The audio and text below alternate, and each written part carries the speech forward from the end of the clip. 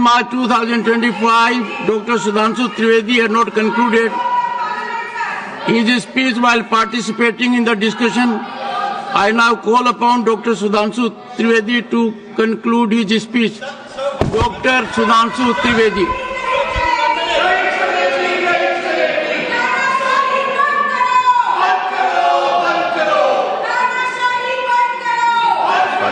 Doctor Sudhanshu Trivedi. माननीय सभापति महोदय, जब मैं उस दिन अपना वक्तव्य दे रहा था तो समाप्त होते समय माननीय गृह मंत्री जी ने संख्या मैंने अप्रॉक्सीमेट बताई थी, उसको थोड़ा सुधार कर दे। तो आज मैं बताना चाहता हूं, पिछले लोकसभा में सबसे बड़ी जीत असम की धुबरी सीट पर 10,12,476 वोट से हुई थी और जहां सबसे बड़ा डेमोग्राफिक चेंज हुआ है।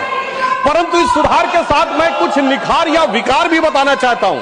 मैं बताना चाहता हूं, पिछला लोकसभा चुनाव एकमात्र चुनाव था भारत के इतिहास का जहां बांग्लादेश के अखबार में इनकी पार्टी के एक बड़े नेता ने, डेली स्टार अखबार का नाम है, जिसमें आर्टिकल लिखा जिसका नाम था मोदी हैज टू गो। मैं पूछना चाहता हूं कांग्रेस के नेताओं को, बांग्लादेश का क्यों पड़ी मोदी हैज टू गो और इसका और जीत का क्या कनेक्शन है, ये मैं प्रबुद्ध सांसदों के विवेक के ऊपर छोड़ता हूं।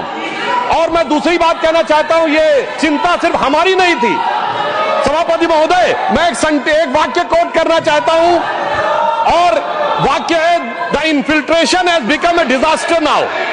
आई have both the Bangladeshi and Indian voter list.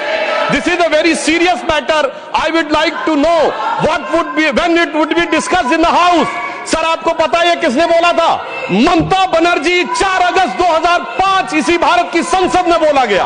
अब बताइए, तब ये कहते थे और आज ये कर रहे हैं। इसे कहते हैं कि देख तेरे संसार की हालत क्या हो गई भगवान, कितना बदल गया इंसान। अब मैं यह भी कहना चाहता हूं, इसी भाव के अनुसार जो पूरे संसद का विचार था, जब माननीय गृह मंत्री जी सीए का विचार प्रस्ताव लाए तो उस समय पूरे देश में शाहीन बाग बनाने का प्रयास किया गया और नाना प्रकार के आरोप प्रत्यारोप लगाए गए कि अमुक को क्यों नहीं दिया जा रहा है, दूसरे को क्यों नहीं दिया जा रहा है। तो मैं बताना चाहता हूं, जो लोग हमसे उस समय पूछते थे कि सीए का लेजिस्लेशन जो होम मिनिस्ट्री लाई थी उसमें परसिक्यूशन क्यों नहीं दिख रहा था, तो मैं उनसे कहना चाहता हूं, अब तो कम से कम बांग्लादेश की घटनाओं के बाद माफी मांगनी चाहिए कि परसिक्यूशन नहीं दिखाई पड़ रहा था जिन लोगों को। उनके लिए मैं अटल जी की कविता की वो पंक्ति कोट करना चाहता हूं, पग धरकर आजादी भारत में आई, वो अब तक है खाना बदोश, गम की काली आंधी छाई। हिंदू के नाते उनका दुख कहने में तुम्हें लाज है आती, तो सीमा के उस पार चलो सभ्यता जहां कुचली जाती। मगर अफसोस की बात यह है सभापति जी, जब ये सीमा के पार जाते हैं तो क्राइम अगेंस्ट ह्यूमैनिटी शब्द गाजा के लिए लिखते हैं अपने ट्वीट में, बांग्लादेश के लिए नहीं लिखते हैं। उससे भी साफ समझ में आ जाता है कि सीमा के पार इनकी दृष्टि कहां और किस रूप में आती है। अब मैं यह भी बताना चाहता हूं, जो हमारे साथी ने कहा कि गृह मंत्रालय हस्तक्षेप कर रहा है किसी राज्य में, परंतु मैं बताना चाहता हूं गृह मंत्रालय ने हस्तक्षेप नहीं किया, राज्यों ने हस्तक्षेप किया है। गृह मंत्रालय में नागरिकता को लेकर कानून बनाना केवल केंद्र सरकार का अधिकार है और संबंधित मिनिस्ट्री है गृह मंत्रालय। और जब नागरिकता को लेकर सीए कानून बना तो एक नहीं अनेक राज्य विधानसभाओं ने उसके विरुद्ध प्रस्ताव पारित किया। तो अपने फैक्ट को चेक कर लें, यह गृह मंत्रालय में राज्यों का हस्तक्षेप था, विपक्षी राज्यों का, और इसी के साथ साथ संविधान के लिए भी बहुत बड़े खतरे की बात थी, क्योंकि केंद्र से विरुद्ध कोई राज्य सरकार नहीं बोल सकती। हां, रही बात इसको जो इनके दिल में दर्द है कि एजेंसीज के कारण बहुत से नेता जेल में जा रहे हैं, तो मैं याद दिलाना चाहता हूं सभापति महोदय, जो हमारी सरकार पर आरोप लगाते हैं, तो जब सोनिया जी और राहुल जी पे केस दर्ज हुआ था, अक्टूबर 2013 था, दिल्ली हाईकोर्ट के द्वारा, हमारी सरकार नहीं थी। कनिमोझी राजा जी जेल गए थे 2011 में, हमारी सरकार नहीं थी। सुरेश कालमाड़ी जेल गए 2010 में, हमारी सरकार नहीं थी। शिबू सोरेन जेल गए 2006 में, हमारी सरकार नहीं थी। मधु कौड़ा जेल गए 2008 में, हमारी सरकार नहीं थी। मुलायम सिंह मायावती जी पे केस हुए 2004 में, हमारी सरकार नहीं थी। करुणा जी जेल गए 1997 में, झारखंड मुक्त मोर्चा रिश्वत काट 1994 में, और सर राजीव गांधी जी पे आरोप 87 में और FIR 1990 में। मेरे भाई, हम लोग पढ़ाई की एज से प्रौढ़ावस्था में आ गए, आप लोगों को अंदर बाहर कोर्ट कचहरी का चक्कर काटते देखते हुए, और फिर 2014 के बाद की पर्ची हमारे नाम की फाड़ रहे हैं। मुझे लगता है ये बिल्कुल तथ्यों के विपरीत है। ईमानदारी से उनको आत्मावलोकन करने का प्रयास करना चाहिए, बजाय कि आरोप लगाने के ऊपर। हाँ, एक बात मैं जरूर कहना चाहता हूं, गृह मंत्रालय ने एक बहुत बड़ा काम इस कार्यकाल में जानते क्या किया? इस देश को वास्तविक रूप में सेकुलर बना दिया, समग्र रूप से सेकुलर बना दिया। सर, वो क्या था? 1976 में जब कॉन्स्टिट्यूशनल अमेंडमेंट करके तो कश्मीर की विधानसभा ने उसे एक्सेप्ट नहीं किया था। इसलिए इस देश में एक ही राज्य था जो संवैधानिक दृष्टि से सेकुलर नहीं था। सर 5 अगस्त 2019 को जब धारा 370 हटी तो यह वास्तविक अर्थों में पूरा देश सेकुलर हो गया। इसके लिए मुझे लगता है गृह मंत्रालय को बधाई दी जानी चाहिए। और एक और मैं बात कहना चाहता हूं सर, अभी विश्व का सबसे बड़ा आयोजन कुंभ मेला हुआ। इसके लिए उत्तर प्रदेश की सरकार की तो प्रशंसा की जा सकती है, इसमें कोई दो राय नहीं है, परंतु यह भी सत्य है सर, इतना बड़ा आयोजन हुआ और किसी प्रकार की कोई अप्रिय घटना, एक दुर्घटनावश होने वाली उस भगदड़ के अलावा क्या कोई गोली चली, कोई पटाखा फूटने का अटैक हुआ?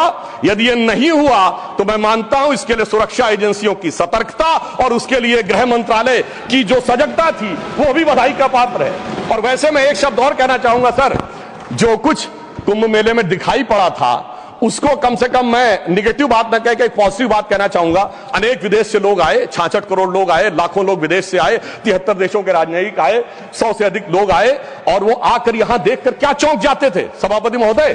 कोई कहता था दुनिया में सब कुछ पैसे के लिए होता है, था सब फिजिकल प्लेजर के लिए होता है, फ्राइड, तो कोई कहता था नेम एंड फेम के लिए होता है। परंतु जब हमारे यहां नागा सन्यासियों को देखते थे तो पश्चिम के लोग आके जानते कि वो चौंक जाते थे। उसे एक पंक्ति में कहूं कि वो सुख खोजे भौतिकता में, मदिरा में, मांस की बोटी में, ये भस्म रमाए अपने तन पर खुश हैं सिर्फ लंगोटी में।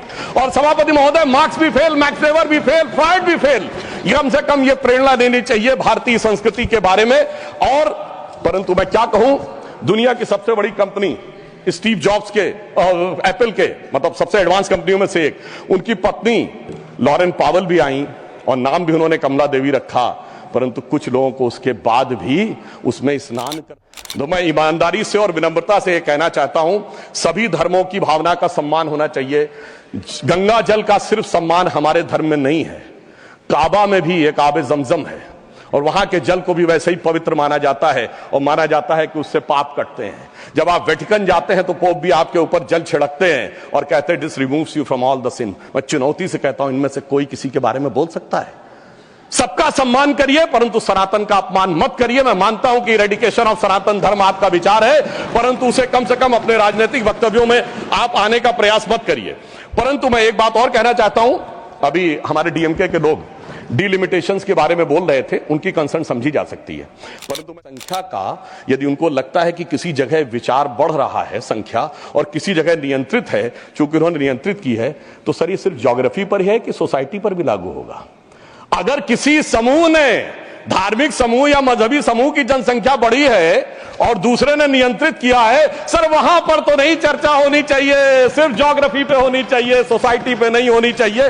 और मैं ईमानदारी से कहना चाहता हूं, यदि विचार जनसंख्या नियंत्रण का कानून लाने का समर्थन करिए, तो मुझे लगता है इस विषय के ऊपर ईमानदारी से काम करने का प्रयास करना चाहिए। अब मैं एक और बात कहना चाह रहा हूं सर, टैक्स कहना चाह रहा हूं कि राज्यों का समन्वय भी केंद्र सरकार के गृह मंत्रालय के अंडर में आता है, परंतु राज्यों का समन्वय का विषय दोनों तरफ से होता है। राज्यों के ऊपर भी दायित्व है समन्वय का और केंद्र के ऊपर कहना चाहता हूं। परंतु जब ऐसी बातें उठती हैं कि किसी राज्य का कोई मंत्री कहता है कि टैक्स कलेक्शन वहां ज्यादा हो रहा है तो हमें अलग हो जाना चाहिए, तो किसी राज्य का मंत्री उत्तर भारत के किन्हीं राज्यों के लिए या बिहार के लिए आपत्तिजनक बातें कहना शुरू करता है, इससे राज्यों का जो समन्वय है वो गिरता है। और मैं कहना चाहता हूं सर, समन्वय का सबसे दुखद उदाहरण था इसी संसद के एक सदस्य ने छत्तीसगढ़, राजस्थान और मध्य प्रदेश में हमारी जीत के बाद इस सदन के नहीं, दूसरे सदन के सदस्य ने यह शब्द बोला था कि भाजपा सिर्फ गोमूत्र वाले राज्यों में जीत सकती है। तो मैं उनको बताना चाहता हूं सर, जिनके की दिमाग में मैकाले और मार्क्स का वायरस भरा है, तो उन्हें बताना चाहता हूं कि गोमूत्र का anti bacterial, anti fungal, anti cancer के लिए मेडिसिनल पेटेंट है और पेटेंट का नंबर है 059। तो मैं कहना चाहता हूं, कृपया जाके अपने मन से मैकाले और मार्क्स का मैल साफ करिए, तो राज्यों में समन्वय बहुत बेहतर ढंग से दिखाई पड़ेगा। और मैं अंत में सभापति महोदय, सिर्फ मैंने जहां से बात प्रारंभ किया था वहां पे बात को समाप्त करता हूं। एक उदाहरण देना चाहता हूं, एक फिल्म आई थी एक दौर में जिसका नाम था वेडनेसडे।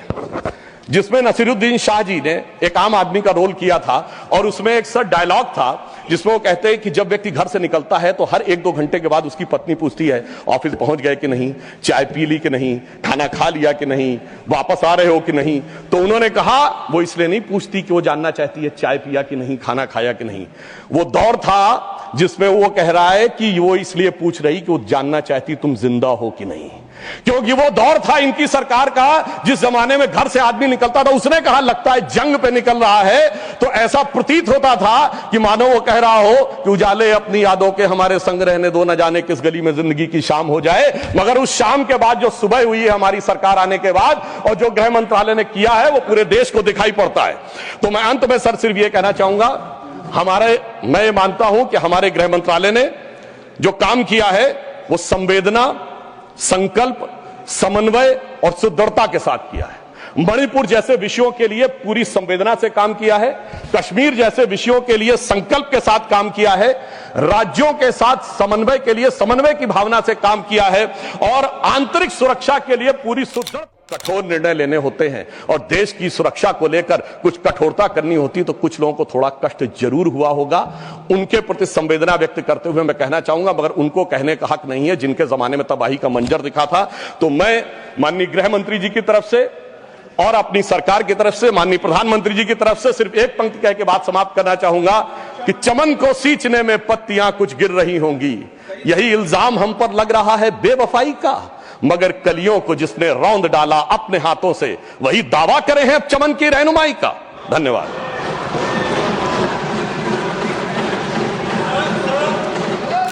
नमस्कार, मेरा नाम है बालाजी। आप देख रहे हैं भारत 24 हिंदी न्यूज। दोस्तों, हमारे बीजेपी के कदावर नेता सुधांशु त्रिवेदी ने जिस प्रकार से घुसपैठियों को लेकर देश में अलग अलग बांग्लादेश से घुस रहे हैं, तो वहीं पर हमारे देश के गृह मंत्री ने पहले ही कह दिया है कि ये धरती, ये जमीन भारत कोई धर्मशाला नहीं है। तो वहीं पर हमारे बीजेपी के कदावर नेता सुधांशु त्रिवेदी ने लगातार विपक्ष को बुरी तरह रगड़ा है।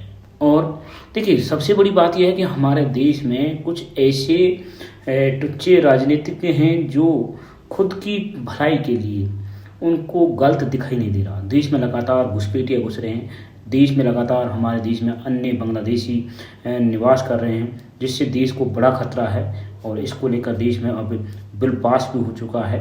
ठीक है, तो इस वीडियो को आप ज़्यादा से ज़्यादा शेयर करें और आपको वीडियो कैसा लगा अपने राय जरूर बताना। चैनल पर नहीं जुड़े हैं तो चैनल को सब्सक्राइब करें। धन्यवाद।